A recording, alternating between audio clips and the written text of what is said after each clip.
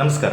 ಸುದ್ದಿ ಸಂವಾದಕ್ಕೆ ಸ್ವಾಗತ. ನಾನು ವೆಂಕಟರಮಣಗೌಡ. ನಮ್ಮ ಜೊತೆ ಸಂವಾದದಲ್ಲಿ ನಮ್ಮ ಪ್ರಧಾನ ಸಂಪಾದಕರಾದ ಶಶಿಧರ್ ಭಟ್ ಅವರಿದ್ದಾರೆ. ಶಶಿಧರ್ ಭಟ್ ಅವರೇ, ಕಾರ್ಯಕ್ರಮಕ್ಕೆ ಸ್ವಾಗತ. ತಮಗೆ ಸ್ವಾಗತ. ರಾಜ್ಯದಲ್ಲಿ ಸಂಪುಟ ವಿಸ್ತರಣೆ ವಿಚಾರ ಮತ್ತು ರಾಜ್ಯದಲ್ಲಿ ಅಧಿಕಾರ ಬದಲಾವಣೆಯಾಗತ್ತಾ, ನಾಯಕತ್ವ ಬದಲಾವಣೆಯಾಗತ್ತಾ ಅನ್ನುವ ವಿಚಾರ, ಇದರಲ್ಲಿ ಮಾಧ್ಯಮಗಳು ಬಿಂಬಿಸ್ತಿರುವ ರೀತಿನೇ ಬೇರೆ, ವಾಸ್ತವವೇ ಬೇರೆ. ಯಡಿಯೂರಪ್ಪನವರ ಮಾತುಗಳಲ್ಲಿ ಆ ವಾಸ್ತವ ಏನು ಅನ್ನೋದಿದೆ. ಯಾಕೆ ಹೀಗೆ ಮಾಧ್ಯಮಗಳು ಬೇರೆ ರೀತಿಯಲ್ಲಿ ಮಾತಾಡ್ತವೆ? ಒಂದು ಇಡೀ ಈ ಸಂಪುಟ ವಿಸ್ತರಣೆದು ಏನಾಯಿತು ಅನ್ನೋದ್ರ ಬಗ್ಗೆ ಮಾತಾಡೋಣ. ನಂತರ ಮಾಧ್ಯಮಗಳು ಹೇಗೆ ನಿನ್ನೆಯಿಂದ ಕವರೇಜ್ ಮಾಡಿದ್ವು ಅಂತ ಮಾತಾಡೋಣ. ಯಡಿಯೂರಪ್ಪ ಎಲ್ಲರೂ ಕೂಡ ಎಲ್ಲರ ನಿರೀಕ್ಷೆಯಂತೆ ದೆಹಲಿಗೆ ಹೋಗಿದ್ದರು ಸಂಪುಟ ವಿಸ್ತರಣೆಯ ಒಪ್ಪಿಗೆ ಪಡೆಯೋದಕ್ಕೆ. ಸೊ ದೆಹಲಿಗೆ ಹೋದವರು ಇಡೀ ದಿನ ದೆಹಲಿಯಲ್ಲಿ ಇದ್ದರು. ಪ್ರಧಾನಿಯವರನ್ನು ಅವರು ನೋಡಿದರು. ಪ್ರಧಾನಿಯವರನ್ನು ಅವರು ನೋಡಿದ್ದೇ ಭಾಳ ಕುತೂಹಲಕರವಾದ್ದು. ಪ್ರಧಾನಿಯವರ ಮಾತಿನಲ್ಲೇ ಕೂಡ ಬೇರೆ ಬೇರೆ ಮೆಸೇಜ್ಗಳನ್ನು ಅವರು ತಲುಪಿಸಿದರು. ಸಂಪುಟ ವಿಸ್ತರಣೆ ಬಗ್ಗೆ ಮಾತನಾಡುವಾಗ ಪ್ರಧಾನಿ ಹೇಳಿದ್ರಂತೆ, ನೋಡಿ, ಪಕ್ಷದ ಅಧ್ಯಕ್ಷ ನಡ್ಡಾ ಅವ್ರ ಜೊತೆ ಮಾತನಾಡಿ ನನ್ನ ಜೊತೆ ಮಾತನಾಡಿಬಿಡಿ ಅಂತ. ಅದನ್ನು ಬಿಟ್ಟ ಮೇಲೆ ಅದರ ಬಿಟ್ಟು ಅವರು ಹೇಳಿದ್ದೇನು, ಯಡಿಯೂರಪ್ಪನವರೇ, ಆರೋಗ್ಯವನ್ನು ನೋಡ್ಕೊಳ್ಳಿ, ನಿಮ್ಮ ಆರೋಗ್ಯ ಬಹಳ ಮುಖ್ಯ, ನೀವು ಜಾಸ್ತಿ ಓಡಾಡಬೇಡಿ, ಒಂಥರ ವಿಶ್ರಾಂತಿಯನ್ನು ತೆಗೆದುಕೊಳ್ಳಿ ಅನ್ನೋ ರೀತಿ ಮಾತಾಡಿದ್ರು. ಒಬ್ಬ ಮುಖ್ಯಮಂತ್ರಿ ಆದವನು ಓಡಾಡಬಾರದು, ವಿಶ್ರಾಂತಿ ಕೂಡುದು ಅಂತ ಅವನಿಗೊಂದು ಮೆಸೇಜ್ ಕೊಟ್ಟರೆ ಅದರ ಅರ್ಥ ಏನು? ಸಾಕು, ನಿಮ್ಮದು ವಿಶ್ರಾಂತಿ ತಗೋ ಅಂದರೆ ಮುಖ್ಯಮಂತ್ರಿಯ ಸ್ಥಾನವನ್ನು ಬಿಡು ಅನ್ನುವುದೇ ಇರಬಹುದೇ? ಮೋದಿಯವರು ಆ ಅರ್ಥದಲ್ಲಿ ಮಾತನಾಡಬಹುದೇ? ವಿಶ್ರಾಂತಿ ತೆಗೆದುಕೊಳ್ಳಬೇಕು, ಆರೋಗ್ಯದ ಬಗ್ಗೆ ಗಮನ ಕೊಡಿ ಅಂದರೆ ಒಂದು ಸಂಪುಟ ವಿಸ್ತರಣೆಯ ಕುರಿತು ಮೋದಿಯವರು ಮಾತನಾಡೋದಕ್ಕೆ ಸಿದ್ಧ ಇರಲಿ. ಕರೆಕ್ಟೇ, ಪ್ರಧಾನಿನೇ ಎಲ್ಲ ಮಾತನಾಡಬೇಕು ಅಂತಿಲ್ಲ, ಭಾಳ ಸ್ಪಷ್ಟವಾದ್ದು. ಪಕ್ಷದ ಅಧ್ಯಕ್ಷರ ಜವಾಬ್ದಾರಿ, ಅವ್ರ ಜೊತೆ ಮಾತನಾಡಬೇಕು. ಅದಾದ ಮೇಲೆ ಸಂಜೆ ಯಡಿಯೂರಪ್ಪನವರು ನಡ್ಡಾ ಅವರನ್ನು ನೋಡ್ತಾರೆ. ನಡ್ಡಾ ಅವ್ರನ್ನ ನೋಡಿದ ತಕ್ಷಣ ನಡ್ಡಾ ಅವರು ಹೇಳ್ತಾರೆ, ಸಂಪುಟ ವಿಸ್ತರಣೆ ಪ್ರಸ್ತಾಪ ಮಾಡಿದಾಗ ನಾನು ಮೋದಿ ಅವ್ರ ಹತ್ರ ಮಾತನಾಡ್ತೀನಿ, ಅಮಿತ್ ಶಾ ಅವ್ರ ಹತ್ರ ಮಾತನಾಡಿ ನಿಮ್ಗೆ ಏನು ಮಾಡಬೇಕು ಅಂತ ಹೇಳ್ತೀನಿ, ನೀವು ಬೆಂಗಳೂರಿಗೆ ಹೋಗಿ ಅಂತಾರೆ ಅಲ್ವಾ. ಅವರನ್ನು ಇವ್ರ ಹತ್ರ ಕಳಿಸ್ತಾರೆ. ಇದು ರಾಮಾಯಣದಲ್ಲಿ ಶೂರ್ಪನಖಿ ತನ್ನ ಪ್ರೀತಿಯನ್ನು ರಾಮನಿಗೆ ಹೇಳಿದಾಗ ರಾಮ ಶೂರ್ಪನಖಿಯನ್ನು ಲಕ್ಷ್ಮಣನ ಹತ್ರ ಕಳಿಸ್ತಾನೆ, ಲಕ್ಷ್ಮಣ ರಾಮನ ಹತ್ರ ಕಳಿಸ್ತಾನೆ. ಬಹಳ ಇನ್ಹ್ಯೂಮನ್ ಆದದ್ದು. ಪ್ರೀತಿ ನಿವೇದನೆ ಮಾಡೋದಕ್ಕೆ ಬಂದು ಹೆಣ್ಣನ್ನು ಆ ಕಡೆ ಓಡಾಡಿಸಿ ನಂತರ ಅವಳ ಮೂಗನ್ನು ಕೊಯ್ಯಲಾಗುತ್ತೆ. ನನಗೆ ಯಡಿಯೂರಪ್ಪ ಹಾಗೆ ಕಾಣಿಸ್ತಾರೆ. ಸೊ ಒಂದು ಪ್ರಧಾನಿಯವರು ನಡ್ಡಾ ಹತ್ರ ಇವ್ರನ್ನ ಓಡಿಸ್ತಾರೆ, ನಡ್ಡಾ ಅವರು ಇವ್ರ ಹತ್ರ ಓಡಿಸ್ತಾರೆ, ಅಲ್ಲಿ ಇಲ್ಲಿ ಸುತ್ತಾಕಿಸ್ತಾರೆ. ಎಂಥ ಇನ್ಹ್ಯೂಮನ್ ಆದದ್ದು ನೋಡಿ ನಿಜ. ಅದಾದ ಮೇಲೆ ಇನ್ನೊಂದು ಮಾತನ್ನು ನಡ್ಡಾ ಹೇಳ್ತಾರೆ ವರದಿಗಳ ಪ್ರಕಾರ. ನೋಡಿ, ನಾನು ಈ ಬಗ್ಗೆ ಪಕ್ಷದ ಸಂಘಟನಾ ಕಾರ್ಯದರ್ಶಿ ಸಂತೋಷ್ ಜಿ ಅವರ ಹತ್ರ ಮತ್ತು ಕೇಂದ್ರ ಸಚಿವರಾಗಿರುವರು ಪ್ರಹ್ಲಾದ್ ಜೋಶಿ ಅವರ ಹತ್ರ ಮಾತಾಡ್ತೀನಿ. ಯಾಕಂದರೆ ಪ್ರಹ್ಲಾದ್ ಜೋಶಿ ಸಂತೋಷ್ ಹೈಕಮಾಂಡ ಅಂದರೆ ಯಡಿಯೂರಪ್ಪನವ್ರಿಗಿಂತ ಅವ್ರಿಗೆ ಅವ್ರು ಮುಖ್ಯನ? ಪ್ರಶ್ನೆಗಳಿಗೆ ಉತ್ತರ ಕೊಡಬೇಕು. ಪ್ರಶ್ನೆಗಳು ಇರುವುದೇ ಕೇಳುವುದಕ್ಕಾಗಿ ಪತ್ರಕರ್ತರಿಗೆ. ಸೊ ಯಡಿಯೂರಪ್ಪನವ್ರಿಗೆ ಆದ ಅವಮಾನ ಅಂದರೆ ಕರ್ನಾಟಕಕ್ಕೆ ಆದ ಅವಮಾನ. ಅವರು ಮುಖ್ಯಮಂತ್ರಿ ಚೆಂಡು ಆಡ್ತಾ ಇರಲ್ಲ, ಚೆಂಡು ಆಡಿಸಿದಾಗ ಈ ಕಡೆ ಒದಿಯೋದು ಆ ಕಡೆ ಒದಿಯೋದು ಮಾಡಿಬಿಟ್ಟು ಅದಾದಮೇಲೆ ಅವರು ವಾಪಸ್ ಬರ್ತಾರೆ. ವಾಪಸ್ ಬಂದು ಸುದ್ದಿಗಾರರನ್ನು ಉದ್ದೇಶಿಸಿ ಮಾತನಾಡ್ತಾ ಯಡಿಯೂರಪ್ಪ ಹೇಳ್ತಾರೆ, ನೋಡಿ ಹೀಗೆ ಹೇಳಿದ್ದಾರೆ, ನಾಳೆನೂ ಹೇಳ್ಬೋದು, ಮಾಹಿತಿ ಬರ್ಬೋದು, ಬಂದರೆ ಸಂಪುಟ ವಿಸ್ತರಣೆ ಮಾಡ್ತೀನಿ. ಇದನ್ನು ಇನ್ಸಿಡೆಂಟ್, ಇದನ್ನು ಮಾಧ್ಯಮಗಳು ಯಾವ್ಯಾವ ರೀತಿ ಅದನ್ನು ವಿಶ್ಲೇಷಣೆ ಮಾಡೋದು, ಯಾಕೆ ಮಾಡೋದು ಅನ್ನೋದು ಇದೆಯಲ್ಲ, ಅದು ನಾವು ಚರ್ಚೆ ಮಾಡಬೇಕಾದ ವಿಚಾರ. ಮಾಧ್ಯಮಗಳಿಗೆ ಯಾಕೆ ಹೀಗೆ ದೂರ ಹೋಗಿ ಮಾತಾಡೋದು? ಅಂದರೆ ಅವರ ಉದ್ದೇಶ ಏನು ಮಾಧ್ಯಮಗಳದ್ದು? ಒಂದು ಇವತ್ತಿನ ಇಡೀ ಮಾಧ್ಯಮದಲ್ಲಿ ರಾಜಕೀಯ ವಿಶ್ಲೇಷಕರು ಅನ್ನೋರಿಲ್ಲ, ಚಮಚಗಳಿದ್ದಾರೆ, ಚೇಲಾಗಳಿದ್ದಾರೆ. ಇವತ್ತು ಯಾರ ಪರವಾಗಿ ಮಾಡಬೇಕು? ನಾನು ಈ ಘಟನೆಯನ್ನು ಹೇಳಿದೆ, ನಿನ್ನೆ ನಡೆದು ಎಲ್ಲರೂ ಬಂದ್ಬೋದು. ಇದನ್ನು ನೀವು ಯಡಿಯೂರಪ್ಪನವರ ಯಶಸ್ಸು ಅಂತ ಯಾಕೆ ಪರಿಗಣಿಸ್ತೀರಿ? ಯಡಿಯೂರಪ್ಪನವ್ರಿಗೆ ಆದ ಅವಮಾನ ಅಲ್ವ ಇದು? ನೀವು ಕೇವಲ ಇನ್ನೊಂದು ಸುದ್ದಿ, ನೀವು ಒಂದು 2 ಸ್ಥಾನ ಅವ್ರನ್ನ ತಗೊಳ್ಳಿ ಅಂತ ಹೇಳಿದ್ರಂತೆ ನಡ್ಡಾ, ಉಳಿದು ನಾವು ಫೈನಲೈಸ್ ಮಾಡಿ ಹೇಳ್ತೀವಿ. 2 ಸ್ಥಾನ ಇವರಿಬ್ಬರು ತಗೊಳ್ಳಿ ಅಂತ ಹೇಳೋದಕ್ಕೆ ಯಡಿಯೂರಪ್ಪರು ಡೆಲ್ಲಿಗೆ ಎದ್ದು ಹೋಗ್ಬೇಕಾಗಿತ್ತಾ? ಫೋನ್ ಮಾಡಿಬಿಟ್ಟು ಆಯ್ತಪ್ಪ MTB ನಾಗರಾಜು ಶಂಕರ್ ತಗೊಳ್ಳಿ, ಉಳಿದು ನಾವು ಎರಡು ಕಳಿಸ್ತೀವಿ ಅಂತ ಹೇಳ್ಬೋದಾಗಿತ್ತಲ್ವ? ಕಾಮನ್ ಸೆನ್ಸ್ ಕಟ್ರಿ ಇದು. ನೀವು ಇದನ್ನು ಹೇಗೆ ವಿಶ್ಲೇಷಣೆ ಮಾಡ್ತೀರಿ? ಸಂಪುಟ ನಿನ್ನೆ ಸಂಜೆ ನೋಡಿದೆ 2 ಚಾನಲಲ್ಲಿ ಸಂಪುಟ ವಿಸ್ತರಣೆಗೆ ಒಪ್ಪಿಗೆ, ರಾಂಗ್ ಅದು. ದಟ್ ಇಂಟರ್ಪ್ರಿಟೇಷನ್ ಒಪ್ಪಿಗೆ ಕೊಟ್ಟಿಲ್ಲ. ಅವಾಗ ಆಟ ಆಡಿಸಿದ್ದಾರೆ. ಸೆಷನ್ ಮುಗೀಲಿ ಅಂತ ಹೇಳಿದ್ರೆ ಸೆಷನ್ ಮುಗಿದ ಮೇಲೆ ಏನಾಗುತ್ತೆ ಯಾವನಿಗೆ ಗೊತ್ತು ಅಲ್ವಾ? ಯಾವ ಬದಲಾವಣೆಗಳಾಗ್ತವೆ ಗೊತ್ತಿಲ್ಲ. ಅದ್ರ ಜೊತೆಗೆ ಯಡಿಯೂರಪ್ಪ ಹೋದಾಗಲೇ ದೆಹಲಿಗೆ ತಲುಪುವ ಹೊತ್ತಿಗೆ ಒಂದು ನಾಯಕತ್ವ ಬದಲಾವಣೆಯ ಸುದ್ದಿ ಇದ್ದಕ್ಕಿದ್ದ ಮಾಧ್ಯಮಗಳಲ್ಲಿ ಬರೋಕ್ಕೆ ಶುರುವಾಗ್ತದೆ. ವಿಚಿತ್ರವಾದ ಶುರುವಾಗುತ್ತೆ. ಒಂದು ಕಡೆ ಯಡಿಯೂರಪ್ಪನವರ ಬದಲಿನ ಬಗ್ಗೆ ಚರ್ಚೆ ಮಾಡ್ತಾರೆ, ಇನ್ನೊಂದು ಕಡೆ ಸಂಪುಟ ವಿಸ್ತರಣೆಯೋ ಅಥವಾ ಪುನಾರಚನೆಯೋ ಚರ್ಚೆ ಮಾಡ್ತಾರೆ. ಸೊ ಯಡಿಯೂರಪ್ಪನ ನಾಯಕತ್ವ ಬದಲಾಯಿಸ್ತಾರೆ, ಸಂಪುಟ ವಿಸ್ತರಣೆ ಮತ್ತು ಇದ್ರ ಪ್ರಶ್ನೆನೇ ಇಲ್ವಲ್ಲ. ನೀವು ಇದನ್ನು ಎರಡನ್ನು ಯಾಕೆ ಇಟ್ಕೊಂಡು ಮಾಡ್ತೀರಿ ನೀವು? ಅಥವಾ ಸಂಪುಟ ವಿಸ್ತರಣೆನೂ ಪುನಾರಚನೆ ನಡೀತಾ ಇದ್ದರೆ ನಾಯಕತ್ವ ಬದಲಾವಣೆ ಪ್ರಶ್ನೆ ಇಲ್ಲವಲ್ಲ? ಯೋಚನೆ ಮಾಡಿ ನೀವು ಇದನ್ನು ಹೆಂಗೆ ಮಾಡ್ತೀರಿ? ಮಾಧ್ಯಮದಲ್ಲಿ ಇರುವವರಿಗೆ ತಲೆ, ಕಿಡ್ನಿ, ಸಾಮಾನು ಯಾವುದೂ ಇಲ್ವಾ? ಇದನ್ನು ಹೇಳ್ತಾರೆ, ಅದನ್ನು ಹೇಳ್ತಾರೆ, ಇದನ್ನು ಹೇಳ್ತಾರೆ, ಅದನ್ನು ಹೇಳ್ತಾರೆ. ಸಂಜೆ ಹೊತ್ತಿಗೆ ಎಸ್, ಇವತ್ತು ಪತ್ರಿಕೆಗಳನ್ನು ನೋಡಿದೆ, ಪ್ರಜಾವಾಣಿಯಲ್ಲಿ ಒಂದು ಕರೆಕ್ಟ್ ಇದೆ ನೋಡಿ, ನಾನು ಹೇಳ್ತೇನೆ, ಪುನರ್ರಚನೆಗೆ ವರಿಷ್ಠರ ಸಹಮತ ಇಲ್ಲ, ಬರಿಗೈಯಲ್ಲಿ ವಾಪಸ್ಸಾದ ಮುಖ್ಯಮಂತ್ರಿ, ಸಂಪುಟ ವಿಸ್ತರಣೆ ಸಿಗದ ಸಮ್ಮತಿ. ದಿಸ್ ದ ಪರ್ಫೆಕ್ಟ್ ರಿಪೋರ್ಟ್ ಪ್ರಜಾವಾಣಿಯಲ್ಲಿರೋದು. ಸೊ ಉಳಿದ ಎಲ್ಲ ಪತ್ರಿಕೆಯಲ್ಲಿ, ಇನ್ನೊಂದು ಯಾವುದೋ ಪತ್ರಿಕೆಯಲ್ಲಿ ನೋಡಿದ್ರೆ ಸಂಪುಟ ವಿಸ್ತರಣೆಗೆ ಸಮ್ಮತಿ. ಎಲ್ಲರಿಗೆ ಸಮ್ಮತಿ ಕೊಟ್ಟಿದ್ದಾರೆ, ಹೇಳ್ತೀವಪ್ಪ ಮಾತಾಡಿ ಅಂತ ಹೇಳಿದ್ದಾರೆ. ಮೋದಿ ಹತ್ರ, ಅಮಿತ್ ಶಾ ಹತ್ರ ಮಾತಾಡಿ ಹೇಳ್ಬಿಟ್ಟು ಬೆಳಗ್ಗೆ ಹೇಳ್ಬಿಡ್ತಾರ? What type of nonsense it is? ಇವತ್ತು ಈ ಬೆಳಗ್ಗೆ ನೋಡ್ತಾ ಇದ್ದೆ ಇನ್ನೊಂದು ಮಾಧ್ಯಮದಲ್ಲಿ, TV9ದಲ್ಲಿ. ಅಲ್ಲ, ನಿಮಗೆ ರಾಜಕೀಯದ ಏನೂ ಗಂಧಗಾಳಿನೇ ಇಲ್ವಲ್ಲಪ್ಪ, ನಿಮಗೆ ಗೊತ್ತೇ ಇಲ್ವಲ್ಲಪ್ಪ. ಹಿಡಿದ್ಬಿಟ್ಟು ಆ ಸುದ್ದಿ ನೋಡಿ ಬೆಳಗ್ಗೆ, ಇದು ಪ್ಲ್ಯಾಂಟ್ ಅಂತ ಅನ್ಸುತ್ತೆ ನನಗೆ. ಹೋಗ್ಬಿಟ್ಟು ಮೋದಿ ಹತ್ರ ಯಾರೂ ಮಾತನಾಡಲ್ಲ, ಯಡಿಯೂರಪ್ಪ ಮಾತಾಡ್ಬಿಟ್ರು. ಆಯಿತಾ, ನೋಡಿ ಇನ್ನು 2.5 ವರ್ಷ ನಾನೇ ಮುಖ್ಯಮಂತ್ರಿ ಆಗಿರ್ತೀನಿ ಅಂದರು. ಇದಕ್ಕೆ ಮೋದಿ ಏನು ರಿಯಾಕ್ಟ್ ಮಾಡಿದ್ರು ಅನ್ನೋದಿಲ್ಲ. ಯಾರಿಗೆ ಆ ಧೈರ್ಯ ಇದೀರಿ? ಜಾಸ್ತಿ ರಿಕ್ವೆಸ್ಟ್ ಮಾಡಿರೋದು, ನೋಡಿ ಸರ್ ಇನ್ನು 2.5 ವರ್ಷ ನನ್ನೇ ಉಳಿಸಿ ಸರ್, ಕೈ ಮುಗಿತೀನಿ ಸರ್ ಅಂತ ಹೇಳ್ಬೇಕು. ಇನ್ನು 2 ವರ್ಷ ನಾನೇ ಮುಖ್ಯಮಂತ್ರಿ ರೀ ಅದು ಮೋದಿ ಹತ್ರ ಹೇಳುವ ಛಾತಿ ಯಡಿಯೂರಪ್ಪನವ್ರಿಗಿದ್ದೀನಿ ಅಂದ್ರಿ. ಅದ್ರ ಜೊತೆ ಹಂಗೆ ಹೇಳೋ ಲ್ಯಾಂಗ್ವೇಜ್ ಇದೆಯನ್ರಿ ಅವ್ರ ಹತ್ರ, ಹೇಗೆ ರೀ ಕಮ್ಯುನಿಕೇಟ್ ಮಾಡ್ತಾರೆ? ಇನ್ನು ಯಾರನ್ನೋ ಪಕ್ಕಕ್ಕೆ ಕರ್ಕೊಂಡು ಹೋಗ್ತಾರೆ, ಪಾಪ ತಪ್ಪಲ್ಲ ನಾನು ಹೇಳ್ತಾರೆ. ನೀವು ಬೆಳಗ್ಗೆ ಕೂತ್ಕೊಂಡು ಯಾರು ಕಿವಿ ಮೇಲೆ ಮಾಧ್ಯಮದವ್ರು ಲಾಲ್ಬಾಗು ಕಬ್ಬನ್ ಪಾರ್ಕು ಇಡ್ತಿದ್ದೀರಿ? ಯಾಕೆ ಮಾಡ್ತೀರಿ? ನಿನ್ನೆ ಸಮ್ಮತಿ ಅಂತೀರಿ, ಇಡೀ ಅಂದರೆ ಯಾರೋ ಯಡಿಯೂರಪ್ಪನವ್ರು PAಗಳು ಟೈಪ್ ಮಾಡ್ತಿದ್ದೀರಲ್ಲಪ್ಪ. ಯಡಿಯೂರಪ್ಪನವ್ರು ಅವಮಾನ ಆಗಿದೆ ಮಾಧ್ಯಮದಲ್ಲಿ ಹೇಳ್ಬೇಕಲ್ರಿ. ಯಡಿಯೂರಪ್ಪನವ್ರು ಫುಟ್ಬಾಲ್ ಟೈಪ್ ಮಾಡಿದ್ರಲ್ಲಪ್ಪ ನೀವು. ಒದ್ದು ಆ ಕಡೆಯಿಂದ ಈ ಕಡೆ ನಡ್ಡಾನಿಂದ ಮೋದಿ ಹತ್ರ ಓಡಿಸೋದು, ಮೋದಿಯಿಂದ ನಡ್ಡಾ ಹತ್ರ ಓಡಿಸೋದು, ದಿನಗಟ್ಟಲೆ ಕಾಯಿಸೋದು, ನಂತರ ಕಾಫಿ ಕುಡಿಸಿ ಆರೋಗ್ಯ ಸುಧಾರಣೆ ಮಾಡ್ಕೊಳ್ಳಿ, ಚೆನ್ನಾಗಿ ಬದುಕಿ ಅಂತ ಹೇಳೋದು. ಒಬ್ಬ ನಾಯಕನಿಗೆ ಮಾಡೋ ಅವಮಾನ ಅಲ್ವ ಇದು? ಇದನ್ನು ನೀವು ಇನ್ಯಾಕೆ ಹೇಳಲ್ಲ? ಅದನ್ನು BJP ಕೇಂದ್ರ ನಾಯಕತ್ವ ಯಡಿಯೂರಪ್ಪನವ್ರಿಗೆ ಅವಮಾನ ಮಾಡಿತು ಅಂತ ಯಾಕೆ ಹೇಳಿಲ್ಲ? ಮತ್ತು ಡೆಲ್ಲಿಗೆ ಯಾಕೆ ಬದ್ದಕಾಯಿ ಕರ್ಸ್ಕೊಂಡ್ರಿ ನೀವು? ನೀವು ಸಂಪುಟ ವಿಸ್ತರಣೆ ನಿಮ್ಗೆ ಬೇಕಾಗಿಲ್ಲ ಅಂತ ಆಗಿದ್ರೆ ಫೋನ್ ಮಾಡಿಬಿಟ್ಟು ಬರಬೇಡ್ರಪ್ಪ, ನಾನು ಅನುಮತಿ ಕೊಡಲ್ಲ ಅಂತ ಹೇಳೋ ಒಂದು ಕನಿಷ್ಠ ಸೌಜನ್ಯ ಇರಬೇಕಲ್ವ ನಾಯಕತ್ವಕ್ಕೆ? ಒಬ್ಬ ನಾಯಕರನ್ನು ನಡೆಸ್ಕೊಳ್ಳೋ ರೀತಿ ಅಲ್ವಾ? ಪಕ್ಷ ಕಟ್ಟಿದವ್ರಲ್ವೇನ್ರಿ ಅವರು? Whatever it may be, ಭಿನ್ನಾಭಿಪ್ರಾಯಗಳ ನಡುವೆ ಕೂಡ ಅದನ್ನೂ ಹೇಳಿದ್ದೇನೆ, ಅವ್ರು ಏನೂ ಮಾಡ್ದಾಗ ಮಾಡ್ತಾ, ಅವ್ರ ಕೈ ಕಟ್ತಾ, ಅವ್ರ ಮೇಲೆ ಸತತ ದಾಳಿ ನಡೆಸ್ತಾ, ಈ ರೀತಿ ಮಾಡೋದಿದೆಯಲ್ಲ. ನಂತರ ಅಲ್ಟಿಮೇಟ್ಲಿ ಅವರು ಬಂದ ದಾರಿಗೆ ಸುಂಕವಿಲ್ಲ ಅಂತ ವಾಪಸ್ ಬಂದಿದ್ದಾರೆ. ಇದು ಮಾಧ್ಯಮದಲ್ಲಿ ಅರ್ಥ ಮಾಡ್ಕೋಬೇಕಾದ ಒಂದು ಘಟನೆಯನ್ನು ಹೀಗೆ. ಇದು ಪ್ರಜಾವಾಣಿಯಲ್ಲಿ ಪರ್ಫೆಕ್ಟ್ ಆಗಿದೆ ನೋಡಿ ಇಂಟ್ರೋ ಕೂಡ. ಸಚಿವ ಸಂಪುಟದಿಂದ ಕೆಲವರನ್ನು ಕೈಬಿಟ್ಟು ಪುನರ್ರಚನೆ ಮಾಡಬೇಕು ಎಂಬ ಪ್ರಸ್ತಾಪ ಮುಂದಿಟ್ಟುಕೊಂಡು ನವದೆಹಲಿಗೆ ಹೋಗಿದ್ದೆ ಮುಖ್ಯಮಂತ್ರಿ BC ಯಡಿಯೂರಪ್ಪ ಅವರ ಪ್ರಯತ್ನಕ್ಕೆ ಆ ಪಕ್ಷದ ವರಿಷ್ಠರು ಸಮ್ಮತಿ ಸೂಚಿಸಿಲ್ಲ. ಪರ್ಫೆಕ್ಟ್ ಇದೆ.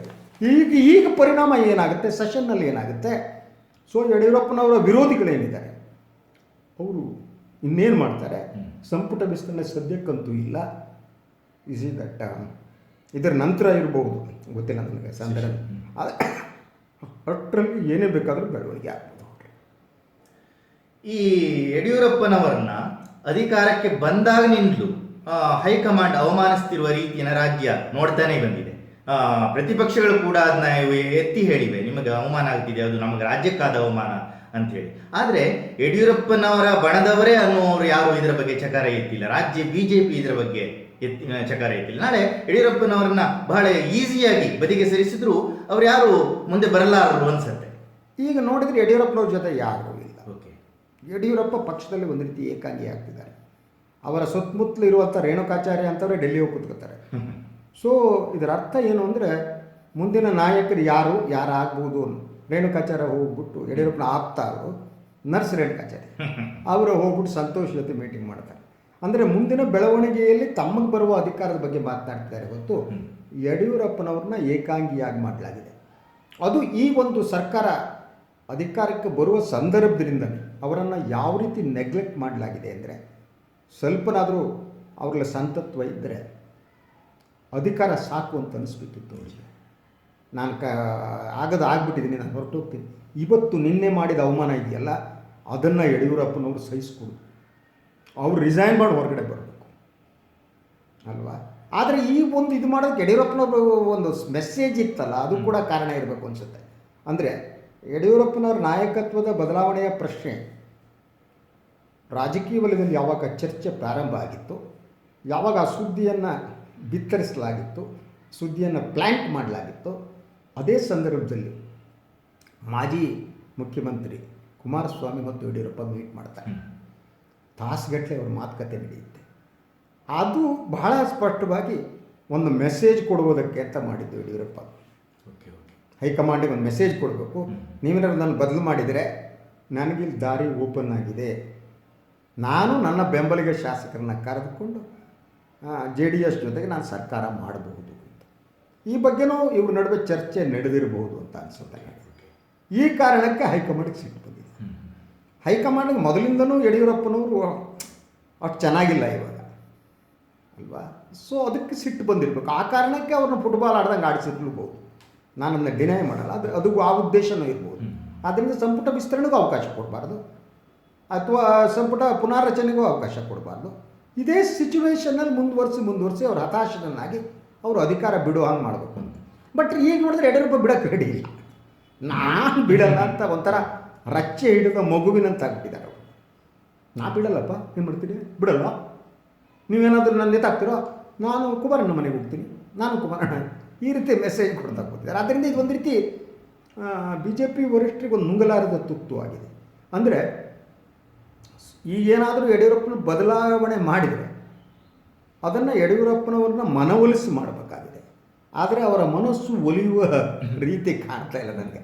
ಸೊ ಹಾಗೇನಾದರೂ ಮಾಡಿದರೆ ಈ ಹಂತದಲ್ಲೂ ಕೂಡ ಅವ್ರು ಏನಾದರೂ ಹೋಗ್ಬಿಟ್ಟು ಕುಮಾರಣ್ಣನ ಜೊತೆ ಕೈ ಜೋಡಿಸಿದೆ, ಆವಾಗ ಸರ್ಕಾರ BJP ಕಳ್ಕೋಬೇಕಾಗುತ್ತೆ. ಯಾಕೆಂದರೆ ಹಿಂದೆ 2009 ಇದೇ ಅನುಭವ ಆಗಿದೆ ಅಲ್ಲ, ಅಧಿಕಾರ ಕಳ್ಕೊಳ್ಳುವಂಥ ಸ್ಥಿತಿ ಏನಿದೆ ಅದು ಬರ್ಬೋದು, ಗೊತ್ತಿಲ್ಲ ನಮಗೆ. ಸೊ ಆದ್ದರಿಂದ that's BJP high command is N fix. ರಾಜಕೀಯದಲ್ಲಿ ಇದೆಲ್ಲ ಇರುತ್ತೆ, ನಾನು ಡಿನೈ ಮಾಡಲ್ಲ. ಆದರೆ ಯಡಿಯೂರಪ್ಪನವ್ರನ್ನ ಇನ್ನೂ ಗೌರವದಿಂದ ನಡೆಸ್ಕೋಬೇಕಾಗುತ್ತೆ. ಅವರು ಇವ್ರ ಮೇಲೆ ಜೀತದ ಆಳುಗಳಲ್ಲ. ಇವರ್ಯಾರು ಈಗ ಗುಜರಾತ್ನ 2-3 ಜನ ನಾಯಕರು ಸೇರ್ಕೊಬಿಟ್ಟು ನಮ್ಮ ಕರ್ನಾಟಕದ ಒಬ್ಬ ನಾಯಕರಿಗೆ ಈ ರೀತಿ ಅವಮಾನ ಮಾಡಿದ್ದನ್ನು ಸಹಿಸ್ಬೋದು. ಅದನ್ನು ಪ್ರಶ್ನಿಸುವ ಶಕ್ತಿ ನಮಗಿರಬೇಕು. ಯಾಕಂದರೆ ದಕ್ಷಿಣದ ಹೆಬ್ಬಾಗಿಲನ್ನು BJPಗೆ ತೆರೆದವರು ಯಡಿಯೂರಪ್ಪ, BJPಯನ್ನು ಕಟ್ಟಿದವರು ಯಡಿಯೂರಪ್ಪ. ಯಡಿಯೂರಪ್ಪನಲ್ಲಿ ಇಲ್ಲದ BJP ದೊಡ್ಡ ಸೊನ್ನೆ ಆಗಿದೆ. ಅವರು ರೈತರ ಬೆಂಬಲವನ್ನು ಪಡೆದವರು, ರೈತ ಹೋರಾಟ ಮಾಡಿದವರು. ಅಂಥ ವ್ಯಕ್ತಿ ಈ ರೀತಿ ಅವಮಾನ ಮಾಡ್ತಿರಲಿಲ್ಲ. ಏನು ಕನ್ನಡಿಗರಿಗೆ ಆತ್ಮಾಭಿಮಾನನೇ ಇಲ್ವಾ? ಈ ಪೊಲಿಟಿಷಿಯನ್ಸಿಗೆಲ್ಲ ಹಾಳಾಗಲಿ, ಬಟ್ ಕನ್ನಡಿಗರಿಗೆ ಒಂದು ಆತ್ಮಾಭಿಮಾನ ಇರಬೇಕಲ್ವಾ ಅಲ್ವಾ? ಇವರ ದಬ್ಬಾಳಿಕೆ ನೀವು ದಿನಗಟ್ಟಲೆ ಕಾಯಿಸಿ ನಮ್ಮ ಮುಖ್ಯಮಂತ್ರಿಗೆ ಅವಮಾನ ಮಾಡಿದ್ರಿ. ಕೊನೆಗೆ ಅಲ್ಟಿಮೇಟ್ಲಿ ಮನೆಗೆ ಹೋಗಿ ವಿಶ್ರಾಂತಿ ತಗೊಳ್ಳೋ ರೀತಿ ಮಾತನಾಡ್ತಿರಲಿಲ್ಲ ನೀವು ಕನ್ನಡಿಗರು, ಕರ್ನಾಟಕದ ಜನ ಅಂದರೆ ಏನು ಅಂದ್ಕೊಬಿಟ್ಟಿದ್ದೀರಿ? ಇದನ್ನು ಪ್ರತಿಭಟಿಸೋ ಶಕ್ತಿ ಯಾಕಿಲ್ಲ? ಇಷ್ಟೊತ್ತಿಗೆ ಪ್ರತಿಭಟನೆ ನಡಿಬೇಕಾಗಿತ್ತು. ಯಡಿಯೂರಪ್ಪನ ಪ್ರಥಮ ಬಾರಿ ಅಲ್ಲ ಅವಮಾನ ಆಗಿತ್ತು. ಈ ಪ್ರತಿಭಟನೆ ಯಡಿಯೂರಪ್ಪನವರು ಬೆಂಬಲಿಸೋರೆಲ್ಲ ಎಲ್ಲೋ ಕೂತರು ಅಡುಗೆ ಮನೇಲಿ ಇರಬೇಕು, ಕಾಫಿ ಮಾಡ್ಕೊಂಡು ಕೂತ್ಕೊಂಡು. ಅವರಿಗಾದರೂ ಪ್ರಶ್ನಿಸುವ ಶಕ್ತಿ ಇರಬೇಕಾಗಿತ್ತು. Everybody should question this approach. ಇದು ಫೆಡರಲ್ ಸ್ಟ್ರಕ್ಚರ್. ಈ ಇಂಡಿಯಾ ಅನ್ನೋದಿದೆಯಲ್ಲ, ಇದು ಹಲವು ರಾಷ್ಟ್ರಗಳ ಒಂದು ದೇಶ. ಈ ಒಂದು ಕರ್ನಾಟಕ ಅಂದರೆ ಅದೊಂದು ದೇಶವೇ. ಇದು ಒಕ್ಕೂಟ ವ್ಯವಸ್ಥೆ. ಯುನೈಟೆಡ್ ಸ್ಟೇಟ್ಸ್ ಆಫ್ ಅಮೇರಿಕಾ ಇದೆ, ಯುನೈಟೆಡ್ ಸ್ಟೇಟ್ ಆಫ್ ಇಂಡಿಯಾ. ನಮ್ಮ ಕಲ್ಚರು, ನಮ್ಮ ಸಂಸ್ಕೃತಿ, ನಮ್ಮ ಭಾಷೆ ಉಳಿಬೇಕು, ಅದರ ಜೊತೆಗೆ ಅದಕ್ಕೆ ಗೌರವ ಕೊಡೋ ಸ್ಥಿತಿ, ಅವಮಾನ ಮಾಡಿಕೊಡೋದು. ಅದರಿಂದ ಯಡಿಯೂರಪ್ಪನವರಿಗೆ ಆದ ಅವಮಾನ ಏನಿದೆ ಅದನ್ನು ಹೇಗೆ ಸಹಿಸ್ಕೊಂಡಿರ್ತಾರೋ ಗೊತ್ತಿಲ್ಲ. ಯಾಕಂದರೆ ಇಡೀ ದಿನದ ಬೆಳವಣಿಗೆ ನೀವು ಅವರ ಯಡಿಯೂರಪ್ಪನವ್ರ ಮುಖ ನೋಡಿದ್ರೆ ಕಾಣ್ತಿತ್ತು. ಮೋದಿಯವರನ್ನು ನೋಡಿ ಬಂದಾಗ ಯಡಿಯೂರಪ್ಪ ಸ್ವಲ್ಪ ಸಂತೋಷದಲ್ಲೇ ಇದ್ದು, ಅವರಿಗೆ ಅರ್ಥ ಆಗಿರಲಿಲ್ಲ, ನಿಮ್ಮ ಆರೋಗ್ಯ ನೋಡ್ಕೊಳ್ಳಿ, ಸುತ್ತಬೇಡಿ, ಅದರ ಒಳ ಸುಳಿಗಳು ಪಾಪ ಯಡಿಯೂರಪ್ಪನವ್ರಿಗೆ ಅರ್ಥ ಆಗಿಲ್ಲ. ಮುಗ್ದಲ್ಲಿ ನೀವು ರೆಸ್ಟ್ ತಗೊಳ್ಳಿ, ಆಯಿತಾ, ಆರಾಮಿರಿ. ಕ್ಯಾಬಿನೆಟ್ಟು ಇದನ್ನು ನಡ್ಡಾ ಅವ್ರ ಹತ್ರ ಮಾತನಾಡಿ ಹೊರಗೆ ಬಂದಾಗ ಯಡಿಯೂರಪ್ಪ ಅಂದ್ಕೊಂಡ್ರು, ಡಿಸಿಷನ್ ಆಗಿಬಿಟ್ಟಿದೆ, ನಾನು ಪರ್ಮಿಷನ್ ಕೊಡ್ತಾರೆ ಅಂತ. ಅವರಿಗೆ ಆವಾಗ ಒಂದು ರೀತಿಯ ನಗು ಮುಖ ಇತ್ತು, ಪ್ರಧಾನಿಯವ್ರದ್ದು ಸಿಕ್ಬಿಡ್ತು ಅಂತ. ನಡ್ಡಾ ನೋಡಿದಾಗ ಮತ್ತೆ ಮೋದಿಯವ್ರದ್ದು ಮಾತನಾಡಿದ್ರಲ್ಲ, ಆವಾಗ ಸಂಜೆ ಹೊತ್ತಿಗೆ ಅವರ ಮುಖ ಬಾಡಿ ಹೋಗಿತ್ತು, ಬಸವಳಿದು ಹೋಗಿದ್ದರು. ಒಳಗಡೆ ಸಿಟ್ಟು, ಬೇಸರ ಎಲ್ಲ ಇತ್ತು. ಆದರೆ ಅದನ್ನು ವ್ಯಕ್ತಪಡಿಸುವ ಸ್ಥಿತಿಯಲ್ಲಿ ಯಡಿಯೂರಪ್ಪ ಇರಲಿಲ್ಲ.